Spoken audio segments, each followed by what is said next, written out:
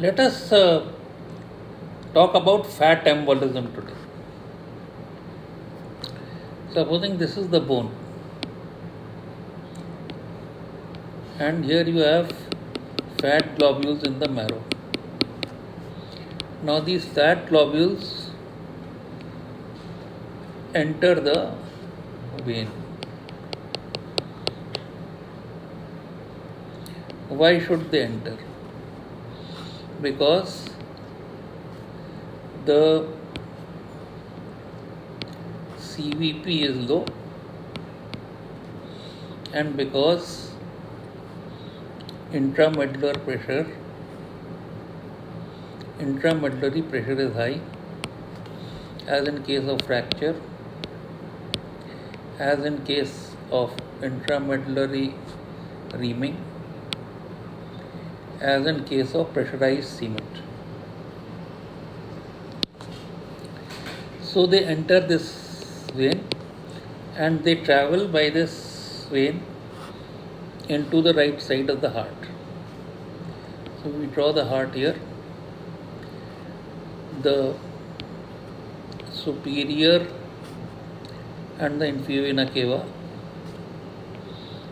the right side of the heart, the right atrium and the right ventricle, and the tricuspid valve between the two. Then this is going out into the pulmonary artery,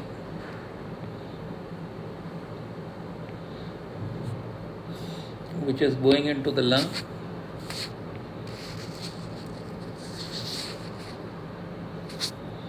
getting oxygenated,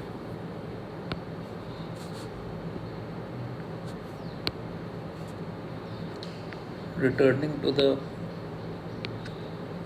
left side of the heart and through the mitral valve into the left ventricle, through this mitral valve, and from the mitral valve, from the aortic valve, going into the aorta, oxygenated blood going into the aorta. So what would these fat particles do? They are going to lodge between the pulmonary artery and the pulmonary vein. So they are going to lodge here. Now this is a small pulmonary artery where this fat globule is lodged, and this is a larger pulmonary artery. Therefore the proximal portion of this,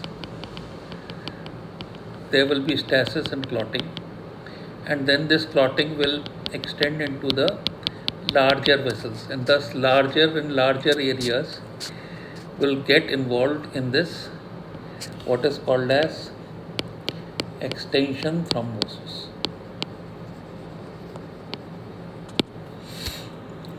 Right?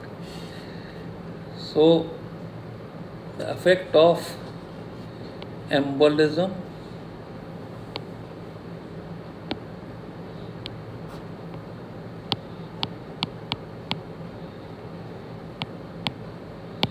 plus extension thrombosis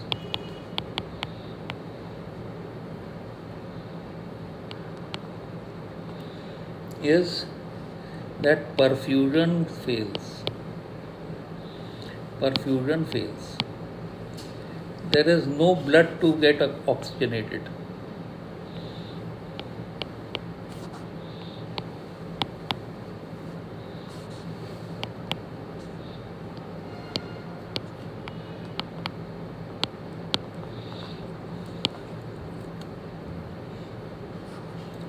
And therefore there are two types of failure. This is the vein, This is the artery, pulmonary artery. This is the pulmonary vein where the blood should have got oxygenated.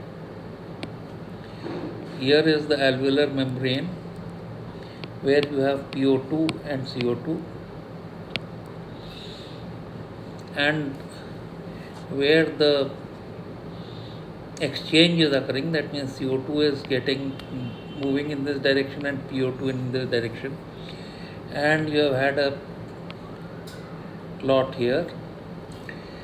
So there is a forward failure, that means in this direction of clot, and there is a backward failure.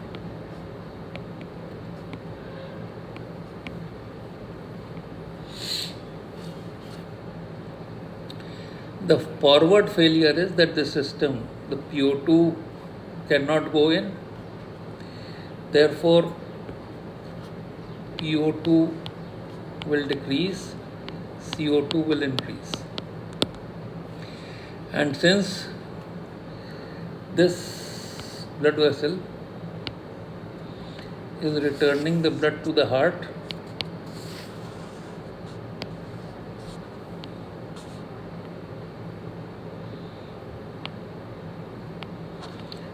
the left ventricle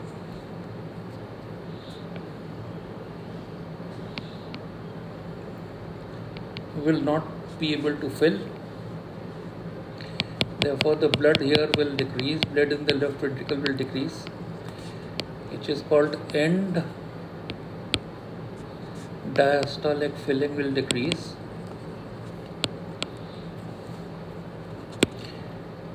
Therefore, the cardiac output will decrease, pulse pressure will decrease, therefore there will be cardiogenic shock.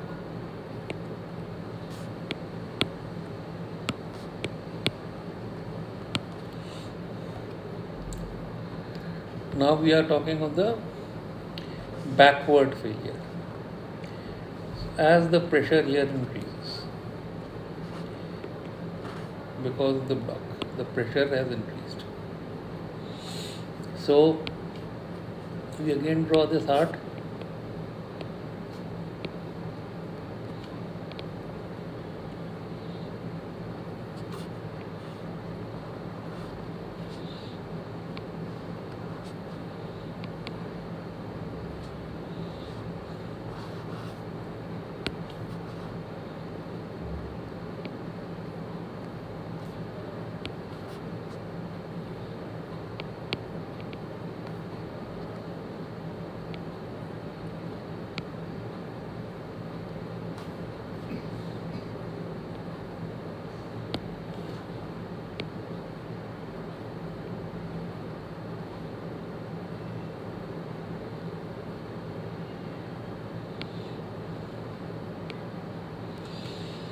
So backward failure, as this is the direction of backward failure.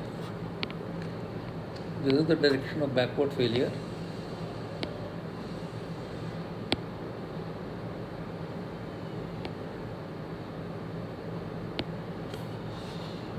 So first the pulmonary valve will close harder.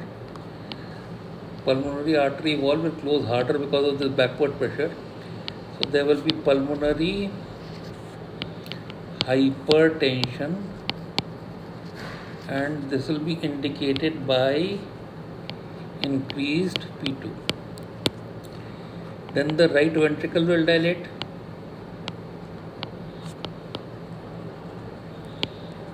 So this will be indicated by right axis deviation. As the right ventricle dilate, it will put the axis, this axis towards this direction. So this is known as right axis deviation. And this will be indicated by, this is the L1. So this is the P, this is the Q, this is the R, and there will be a deep S here, and this will be the other T. So this is L1, and in L3 you will have P, Q, and a large R, S and T. So the R wave of the L3 and the S wave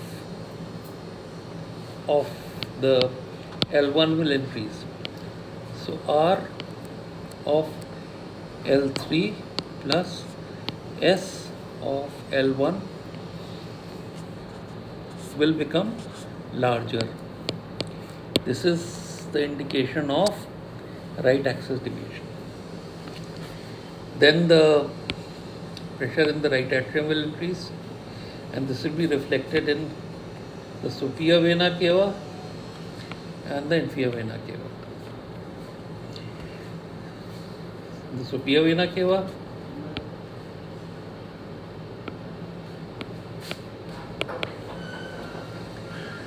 the CVP will increase.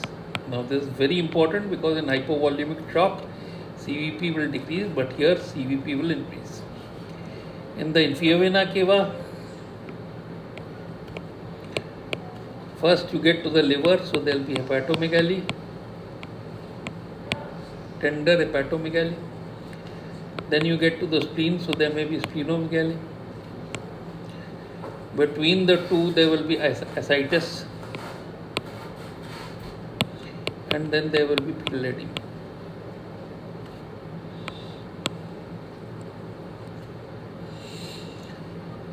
So how would you basically recognize this patient? I mean, understanding this, what will be the presentation of fat embolism?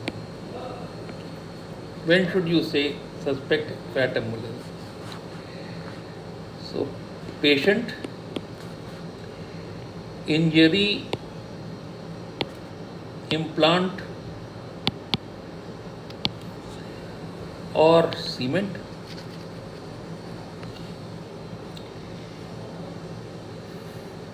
which causes fracture, which causes lowered CVP and a higher medullary pressure.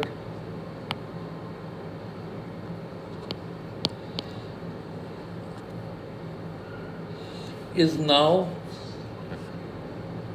has effects of lower PO2, that means cyanosis and tachypnea, and higher CO2, which means hyperventilation, again tachypnea, and sometimes even flapping tremors.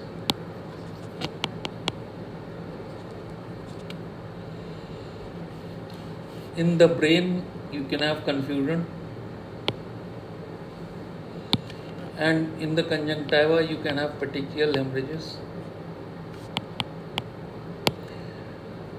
and the patient goes into shock because the left end diastolic filling of the left ventricle has decreased. So this is shock plus increased CVP, unlike hypovolemic shock. Now, if this is the patient, then you should diagnose him. If there is a fracture shaft of femur or pelvis, then you should diagnose by suspicion, and you should prevent lowering of CVP.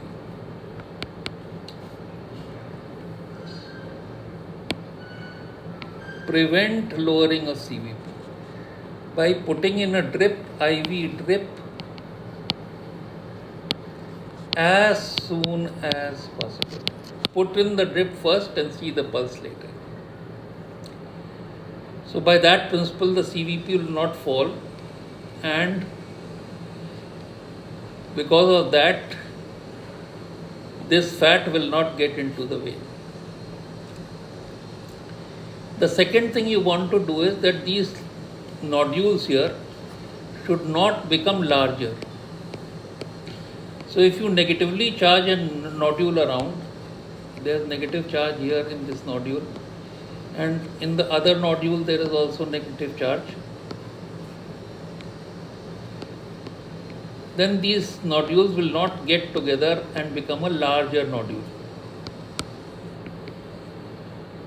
This you do by LOMODEX. Low molecular dextran charges the particles so that these don't become larger and they don't go and clog the pulmonary artery. So LOMODEX is the another method of decreasing the size of emboli. Then you want to prevent extension thrombosis.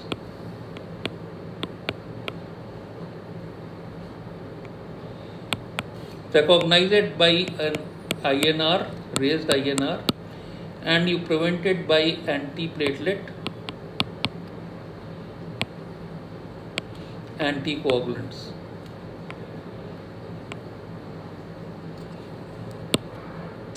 So that is extension thrombosis. Then you manage the decreased perfusion. You see, the lung has got two types of areas. Area where there is that hailstorm appearance where this pathology has occurred, and there are normal areas in between. So you use these normal areas by increasing PO2 and by dealing with PCO2 by ventilating. Intermittent positive pressure respiration. As you increase the respiratory rate, the PCO2 will decrease. Then you try to deal with decreased end diastolic volume by increasing infusion and increasing force of cardiac contraction. That means you try to increase circulation, and cardiac output is dependent on end diastolic filling. So you transfuse, and force of cardiac contraction and heart rate. The heart rate doesn't help much, but force of cardiac contraction is usually able to or compensates for cardiogenic shock.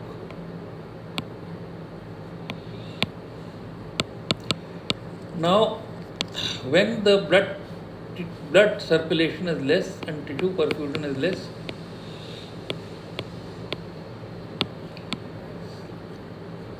you deal with hypoxia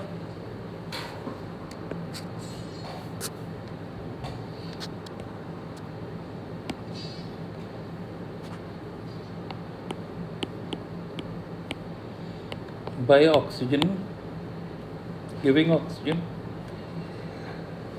and you deal with prevention of stabilization. You recognize anaerobic respiration by increased lactic dehydrogenase or increased lactate in blood, and you try to decrease the effect of this anoxia and going into irreversible shock by stabilizing the membrane by giving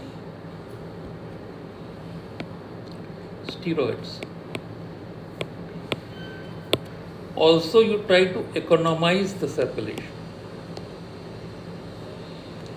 Economize means you want to send the circulation to the heart, the lung, the brain, and the kidney. You want to increase it here and you want to decrease it elsewhere. And this you do by combination of sympathetic system, adrenal system, mainly NORAD or dopamine, and the vasoconstrictory material of kidney and vasodilatory material of liver. You don't use it in therapy, but these are the things that will increase the sympathetic component, the adrenal component, the liver and kidney component. So they are there to economize on circulation, and this would use the remaining circulation for life saving rather than waste it elsewhere. So these are the methods by which you can sort of deal with the patient of fat embolism.